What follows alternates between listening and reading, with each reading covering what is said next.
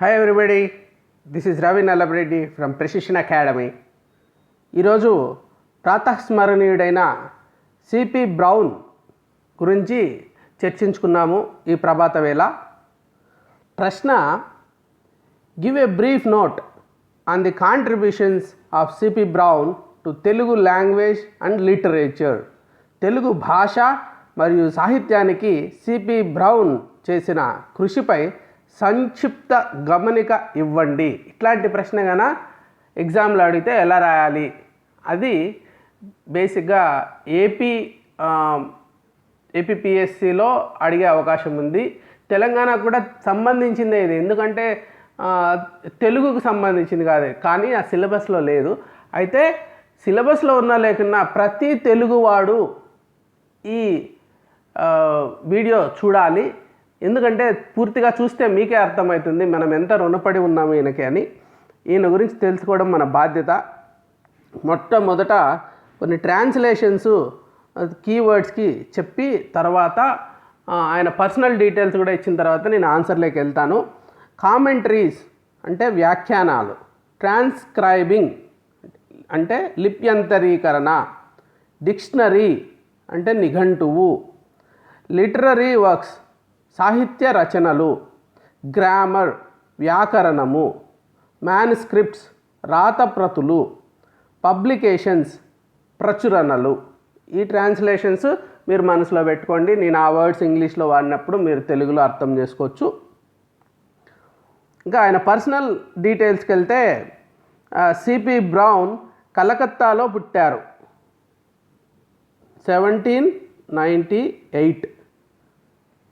అప్పుడు కలకత్తాలో పుట్టారనమాట. సో ఆయన ఫాదర్ వచ్చేసి రెవరెండ్ డేవిడ్ బ్రౌన్. ఆయన senator Chaplin of the east India company అని పెద్ద పొజిషన్లో ఉన్నాడు. అక్కడ కలకత్తాలో ఉన్నప్పుడు ఈయన పుట్టారనమాట. ఆయన ఫోర్ట్ సెయింట్ జార్జ్ కాలేజ్ అక్కడ చదువుకున్నారు. ఆయన తెలుగు మరాఠీ రెండిట్లో పట్టాపుచ్చుకున్నారనమాట. He was appointed as second assistant the principal collector of Kadapa. నేను కడపలో తర్వాత రోజుల్లో అంటే 200 సంవత్సరాల తర్వాత అనుకోండి, నేను అక్కడ ఉద్యోగం చేయడం జరిగింది గ్రూప్ 1 ఆఫీసర్గా. ఆ ప్రదేశంలోనే ఆయన ప్రిన్సిపల్ కలెక్టర్కి సెకండ్ అసిస్టెంట్గా పనిచేశారు. ఆ తర్వాత ఆయన మంత్లీ శాలరీ, ఇది చూడండి ఎంత గొప్ప విషయమో, 500 రూపాయలు ఆ రోజుకి. చాలా పెద్ద అమౌంట్ అది. కానీ మహాభారతం యొక్క ఒక కాపీ, ఫెయిర్ కాపీ కోసం అని చెప్పి 2714 రూపాయలు ఖర్చు పెట్టారు ఆయన. అంటే 5 నెలల కంటే ఎక్కువ జీతం మొత్తం ఎత్తువి ఒక మహాభారత ఆయనకి ఏం సంబంధము, దాని వ్రాతపతి కోసం అని చెప్పి అంత చేశారు. తర్వాత ఫస్ట్ ఇండాలజిస్ట్ అని అనుకోవచ్చు అనమాట, తెలుగులో పనిచేసిన ఇండాలజిస్ట్ అంటే భారతదేశం గురించి స్టడీ చేసేవాళ్ళని ఇండాలజిస్ట్లు అంటారు, ఇండియా గురించి చేసేవాళ్ళు కాబట్టి. ఆయన ఏమంటాడు, ఆయన ఏం చేశాడు, కామెంటరీసు క్లాసిక్స్ అన్నీ కూడా పబ్లిష్ చేశాడు. Large number of palm leaf manuscripts, ఆ పామ్ లీవ్స్ ఉంటారు, ఆ తాళపత్ర గ్రంథాల మీద రాసిన వాటిల్ని ఆయన చాలా కలెక్ట్ చేశాడు. ఆయన పేరుల్లో 20 మంది పండిట్స్ ఉండేటోళ్ళు, ఆయన పే చేసేటోడు శాలరీ. ఆయనే ఒక ఉద్యోగి, ఆయన 20 మందికి ఉద్యోగాలు ఇచ్చి తెలుగుని ఉద్ధరించడం కోసం transcribing native authors, in preparing correct editions, in framing indexes and commentaries. వాటికి ఇండెక్స్లు, వాటికి వ్యాఖ్యానాలు రాయడము, కరెక్ట్ ఎడిషన్స్ తయారు చేయడము, ఇట్లాంటి పనుల కోసం 20 మందిని ఉద్యోగాలు ఇచ్చి పెట్టుకొని వాళ్ళతో అన్నీ చేపించాడు, ఫెయిర్ కాపీస్ చేపించాడు. ఆయన తెలుగుకి ఏమి సేవ్ చేశాడో పాయింట్ వైజ్ ఇప్పుడు చెప్తాను. సో ఒకటి డిక్షనరీస్. సో ఆయన ఏం చేశాడు, Telugu English Telugu mixed dialects. So multiple డైలెక్ట్స్లో ఆయన వర్క్ చేశాడు, అంటే మాండలికాలు, డైలెక్ట్స్ అంటే మాండలికాలు. సో ఒక్కొక్క చోట ఒక్కొక్క రకంగా మారుతారు పదాలు. ఇప్పుడు తెలంగాణలో ఒక రకమైన పదం ఉంటుంది, రాయలసీమకి వెళ్తే ఇంకొక ఉంటుంది, అదే భావానికి కోస్తాకి వెళ్తే ఇంకొక పదం ఉంటుంది. ఆ మాండలికాలు దాని యాస మారుతుంది, చిన్న చిన్న మార్పులు ఉంటాయి. అవన్నీ కూడా చేశాడు మిక్స్డ్ డైలెక్ట్స్లో. ఇంకా ఒక ఇన్నోవేషన్ ఏమంటే కొత్తగా ఏం కనుక్కున్నారంటే ఇంక్లూషన్ ఆఫ్ స్పోకన్ వర్డ్స్. మామూలుగా మరి సాహిత్యంలో వాడే పదాలు మాత్రమే కాకుండా తెలుగులో వ్యావహారిక భాషలో ప్రజలు ఏం మాట్లాడుకుంటున్నారో ఆ పదాలన్నింటినీ కూడా ఆయన సేకరించి డిక్షనరీలో పెట్టడము ఇది చాలా గొప్ప విషయము. అది అంత సామాన్యమైన విషయం కాదు. అది ఆ ఆలోచన కూడా గొప్పదే. ఎందుకంటే పుస్తకాలలో ఉంటేనే, న్యూస్ పేపర్లో వస్తేనే అది తెలుగు పదం అవుతుంది, లేకుంటే కాదు కదా. కానీ అన్ని పదాలకి ఆయన వ్యావహారికంగా ఉండేదంతా కూడా తెలుగే కదా అనేసి అటు నుంచి తీసుకొచ్చి ఆ పదాలను పెట్టాడు. అకాడమిక్ కంటెంట్ చాలా, అప్పటికేమీ అకాడమిక్ కంటెంట్ లేదు, అంతా ఇంగ్లీష్లోనే బుక్స్ ఉండేటివి. రీడర్స్ డెవలప్ చేశాడు ఆయన. ప్రజల కోసం అని చెప్పి పొయిటిక్ అండ్ క్లాసికల్ లాంగ్వేజెసే అప్పుడు ఎక్కువ ఫోకస్ ఉండేది. అందరూ ఏం చేశారు, అప్పుడు ఏమన్నా మంచి సాహిత్యం మీద లేకంటే ఏమన్నా కవితలు అట్లాంటివి రాసుకునేటోళ్ళు. కవితలు కాకుండా నవలలు, కవితలు అట్లాంటి ప్రక్రియలు అంతే తప్పించి సాహిత్యం ఉండేది. అయితే ఇతనేం చేశాడంటే పిల్లల కోసం అని చెప్పి రీడర్స్ అంటే 1వ క్లాస్ వాళ్ళు ఏం చదువుకోవాలా, ఆలు అట్లా అనమాట, అన్ని గుణింతాలు ఆ టైప్లో రీడర్స్ డెవలప్ చేశాడు. మళ్ళీ గ్రామర్, ఇది కూడా సెవరల్ గ్రామర్ బుక్స్ రాశాడు. ఆ తర్వాత లర్నింగ్ మెటీరియల్స్ రాశాడు. ఇప్పుడు ఎవరైనా ఇంగ్లీష్లో లేకుంటే వేరే భాష వాళ్ళు తెలుగు నేర్చుకోవాలా అంటే ఎట్లా, వాళ్ళకి గ్రామర్ అర్థం కావాలి కదా, ఆ గ్రామర్ అంతా ఎక్స్ప్లెయిన్ చేశాడు. సో బేసిక్గా లాంగ్వేజ్ గురించి డిక్షనరీ అంటే వెకాబులరీ, మళ్ళీ గ్రామర్, ఈ 2 మెయిన్. ఇంకా టెక్స్ట్ బుక్స్, ఈ 3 చేశాడు అనమాట అతను లాంగ్వేజ్ని ఉద్ధరించడం కోసం. తర్వాత ఆయన లాంగ్వేజ్ సంబంధించి ఎన్ని పుస్తకాలు రాశారో చూడండి. A grammar of the Telugu language 1857, a dictionary of the mixed dialects and foreign words used in Telugu, పరభాషా పదాలు ఏమేమి వాడారు అవి కూడా రాశాడు అక్కడ 1854. The Telugu reader being a series of letters private and on business, police and revenue matters with an English translation. So ఆయన ఇంగ్లీష్లోకి ట్రాన్స్లేట్ చేసి ఈ మ్యాటర్స్లో అంతా జరిగేటివి ఒక తెలుగు రీడర్ చేశారు. ఇంకొక నోట్స్ ఎక్స్ప్లెయినింగ్ గ్రామర్, దాంట్లో గ్రామర్ అంతా ఉంటే తెలుగులో వ్యవహారిక భాష కాబట్టి ప్రజలకు కమ్యూనికేట్ చేసుకోవాలి కదా. ఆయన కలెక్టర్గా ఉన్నప్పుడు రెవెన్యూ మ్యాటర్స్ అవన్నీ కూడా ట్రాన్స్లేషన్స్ చేశాడు. A little lexicon explaining such words as అక్కర్ in the first 3 chapters of Telugu reader, ఒక లెక్సికన్ ఒకటి తయారు చేశాడు. తర్వాత dialogues in Telugu and English, ఒక మాట్లాడుకుంటే ర్యాపిడెక్స్ బుక్ అట్లాంటి చదువుతుంటాం కదా, ఒక కొలోకియల్ లాంగ్వేజ్ లాగా, ఒక మాట్లాడుకోవడానికి పనికొచ్చేలాగా రిటర్న్ ఇంగ్లీషే కాకుండా ఓరల్ ఇంగ్లీష్ని కూడా ఆయన ఎక్స్ప్లెయిన్ చేస్తూ. తర్వాత disputations and village business, original Telugu records అనే పుస్తకం 1855లో. సో ఆంధ్ర గీర్వానా చందము, ఇది ముఖ్యమైన పుస్తకము, అది ఛందస్సు గురించి. ఇట్ ఈస్ ప్రోసొడీ అంటే ఛందస్సు అని. సో ఆయన ఏమంటే తెలుగు ఛందస్సు, తర్వాత సంస్కృతం కూడా అర్థమైతేనే తెలుగు ఛందస్సు అర్థమవుతుంది, ఆ రెండింటినీ చేశాడు ఆయన. Brown's grammar book of Telugu 1840లో Brown's grammar book of Telugu అని రాశాడు. ఎన్ని రాశాడు చూడండి, గ్రామర్ పుస్తకాలు, రీడర్సు, మరి డిక్షనరీసు, ఇన్ని చేశాడు. ఈ 3 తెలుగు భాషకు సంబంధించినటివి. ఈ పుస్తకాలు చూస్తే మనం ఇక్కడ బ్రౌన్య తెలుగు ఇంగ్లీష్ నిఘంటువు, ఇంగ్లీష్ తెలుగు డిక్షనరీ, ఆ తర్వాత వేమన పద్యాలు, అది సాహిత్యంలో నేను మళ్ళీ చెప్తాను, language and literary works of Telugu ఒకటి రాశారు. తర్వాత ఇంకా కూడా the wars of the rajas, ఇది అనంతపూర్ రాజుల గురించి తెలుగులో ఉంటే ట్రాన్స్లేట్ చేసి ఒక పుస్తకం వేశాడు. తర్వాత గ్రామర్ పుస్తకము, తెలుగు లాంగ్వేజ్ మీద ఎన్ని పుస్తకాలు ఇప్పటికీ దొరుకుతున్నాయి, పుస్తకాలు ఇప్పటికీ వాడుతున్నాం మనం, ఇప్పటికీ ఉపయోగపడుతున్నాయి పుస్తకాలు. అప్పుడు సరే ఎన్ని రోజులైనా కానీ ఇంకా ఇదే స్టాండర్డ్ ఉంది.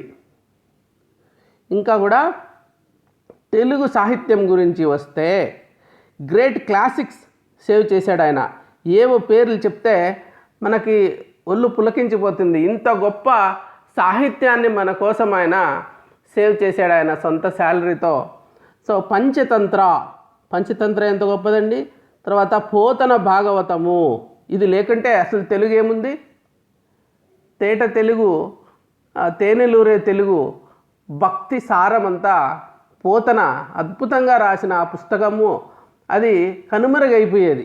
దాన్ని క్లాసిక్స్ని సేవ్ చేశాడు ఈయన. వసుచరిత్ర, మనుచరిత్ర, విజయ విలాసము, తారా శశాంకము అవన్నీ ఇప్పుడు దొరికేటివి కాదు ఆయన లేకుంటే. వీటిలన్నింటినీ మనకు అందించిన ఘనుడు సిపి బ్రౌన్.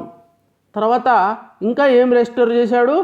నేటివ్ ఆథర్స్ని పెట్టేసి కరెక్ట్ ఎడిషన్స్, ఫ్రేమింగ్ ఇండెక్సెస్, కామెంటరీసు అన్నీ ఇచ్చి తెలుగులో ఆయన ఏం చేశాడంటే restoration of some return scripts of Telugu Kavya's, poems that were on the verge of extension.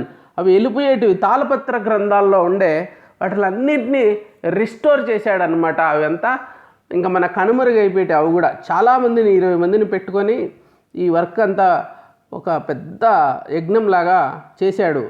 తర్వాత ఈ మ్యాన్స్క్రిప్ట్స్ విషయానికి వస్తే 5751 మ్యాన్స్క్రిప్ట్స్ని ఓరియంటల్ మ్యాన్స్క్రిప్ట్ లైబ్రరీ, ప్రభుత్వం యొక్క ఓరియంటల్ మ్యాన్స్క్రిప్ట్స్ లైబ్రరీ మద్రాసులో 5751 మ్యాన్స్క్రిప్ట్స్, చేతి రాతలు.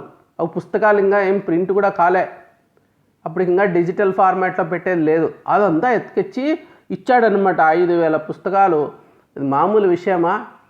నేను లైఫ్ అంతా కలిపి ఒక 500 పుస్తకాలు ఏమన్నా చదివానేమో. 5000 పుస్తకాలు ఆయన కలెక్ట్ చేయడం, ఒరిజినల్ బుక్స్.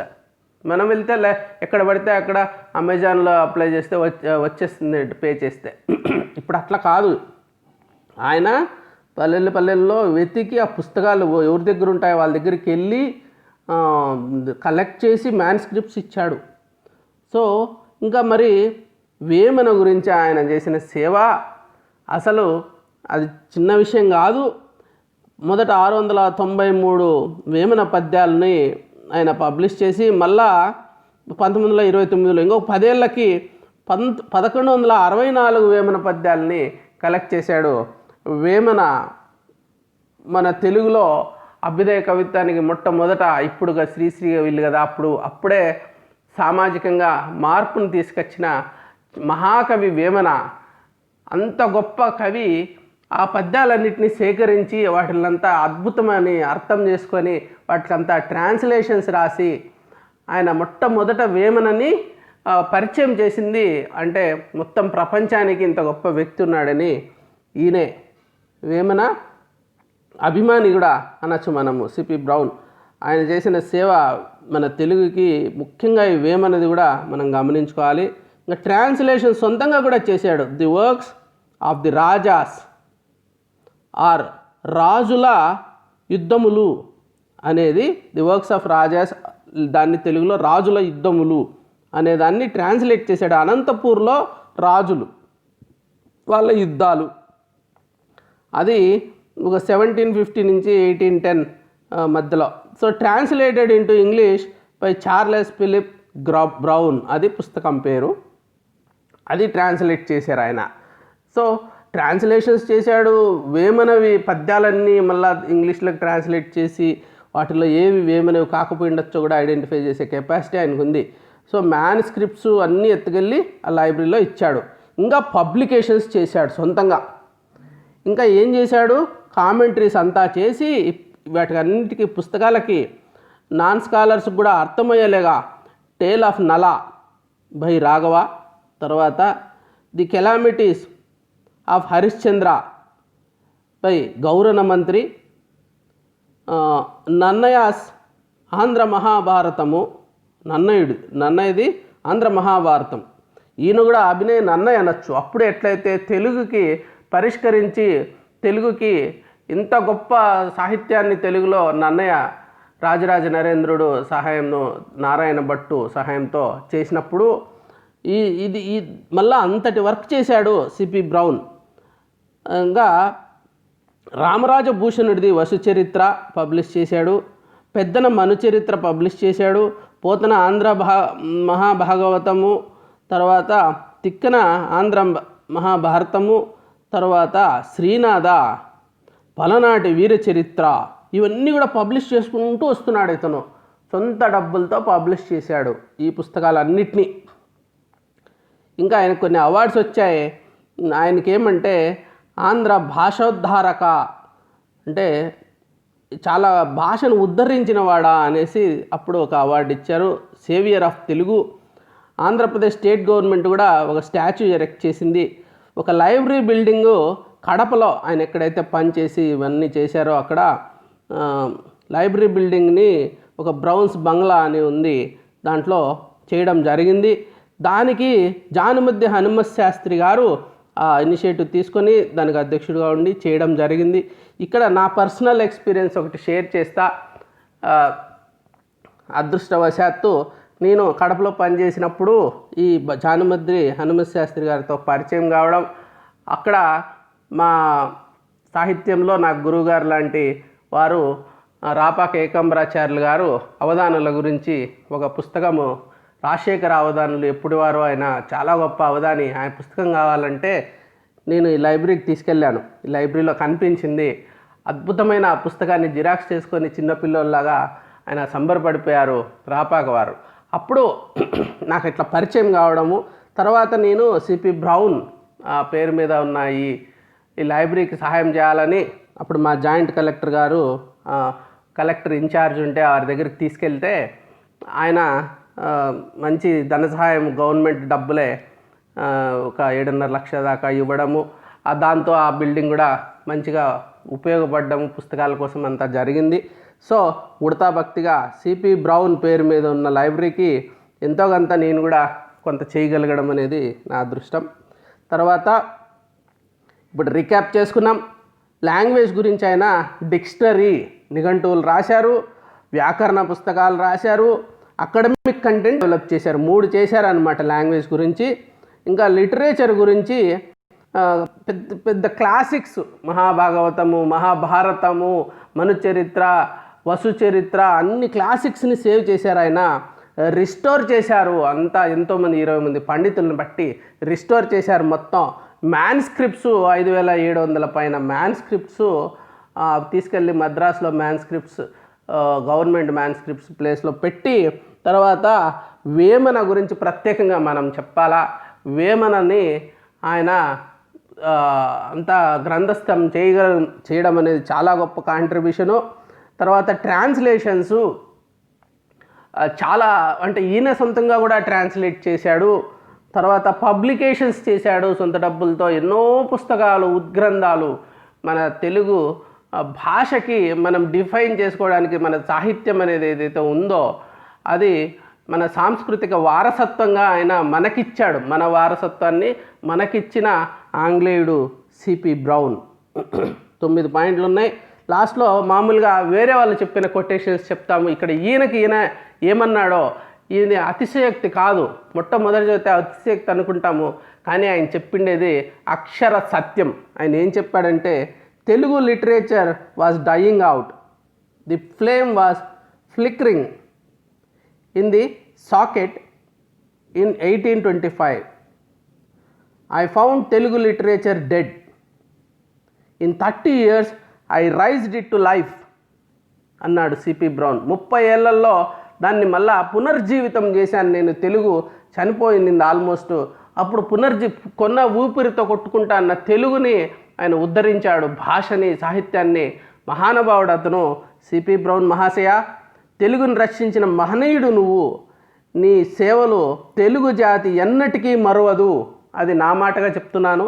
ఈ బ్రౌన్ మహాశయుడు తెలుగును రక్షించిన వాడు. ఈయన సేవలు తెలుగు జాతి ఎన్నటికీ మరవదు, ప్రాతస్మరణీయుడు అని మొట్టమొదట నేను చెప్పాను కదా. అది ఇతను ప్రతిరోజు ఉదయం ఇతని ఫోటో పెట్టుకొని మనము ఆయన స్మరించుకోవాల్సిన వ్యక్తి ప్రతి ఇంట్లో. అంత గొప్ప వ్యక్తి. ఈరోజు అంత గొప్ప వ్యక్తి ఇది గురించి మీతో చెప్పే అవకాశం నాకు దొరికింది. అయితే మామూలుగా నేను విన్నందుకు థ్యాంక్స్ చెప్తాను. ఈరోజైతే మరొక్కసారి సిపి బ్రౌన్కే థ్యాంక్స్ చెప్పి మనకి ఇంత మేలు చేసిన సిపి బ్రౌన్కి ఒక్కసారి ధన్యవాదాలు తెలియజేసుకుంటూ ఈ సెషన్ని నేను కంక్లూడ్